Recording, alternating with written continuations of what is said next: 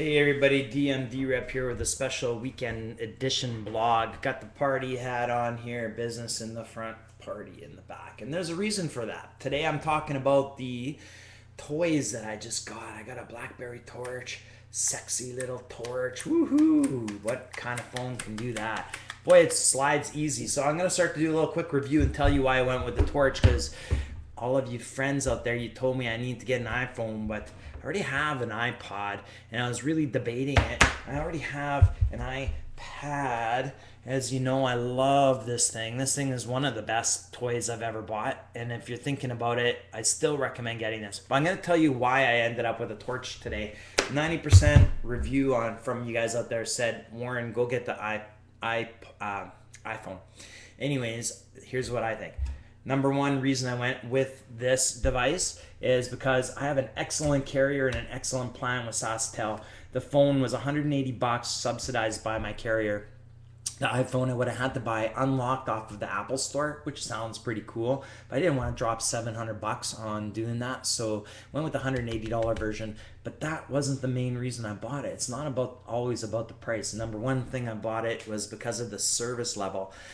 Keith over at Cornerstone was able to get me this phone for a fantastic deal, but better than anything, he set it up for me. I left my old Blackberry, which was the best phone I've ever had actually up to this point, and he moved all my information over. So the learning curve is going to be very minimal for me, and all my contacts, everything was already loaded on here. So now I had no setup to do.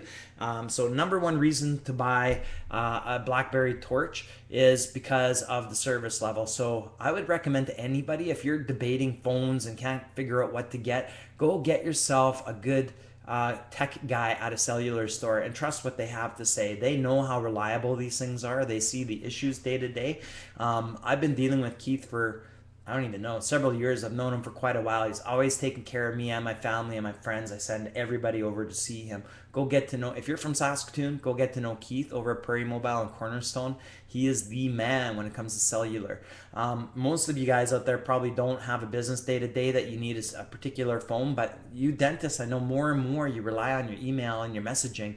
It's a growing thing. If you do send a lot of messages and you need something reliable, this is second reason I bought this, was the reliability and the loyal. I'm loyal to this company because and I wasn't going to be. I almost dropped the ball and went to an iPhone, but this company has never let me down. I've had no major issues. Every time I've ever had a problem, it's been very easy to fix and resolve. So reliability was the number two. First, the service. Second, reliability.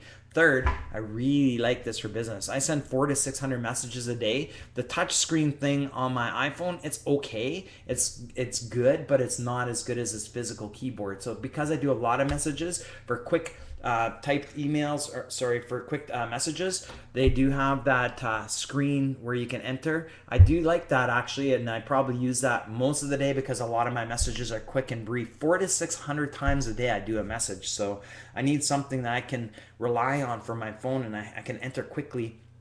But when I'm doing my longer messages, I just slide open the keyboard and I know how to enter this already. I've used my Blackberry for 2.5 years. It's been reliable. It works. I love the physical input on that.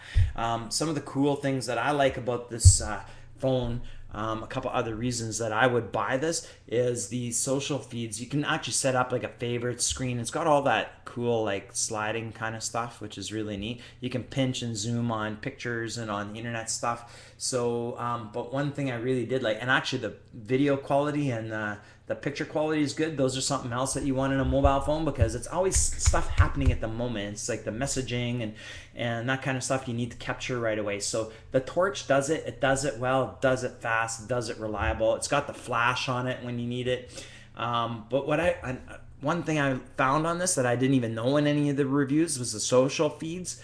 Part of my 400 to 600 messages a day are my messages from Facebook and Twitter. So I like to keep up with those social feeds, and I thought that was cool. I can actually just stream all my social feeds as the day goes on, quickly update and check on that. But even better was, well, actually I have my social feeds here. Maybe if you look at the top of the screen, by sliding over, I can get my RSS feeds, and that's cool too, because sometimes I'm sitting in an office waiting to talk to a doctor. I like to keep up. By the end of the day, more efficient if I can keep up with all my writing and all my emailing, all my blogs, all the information that I read.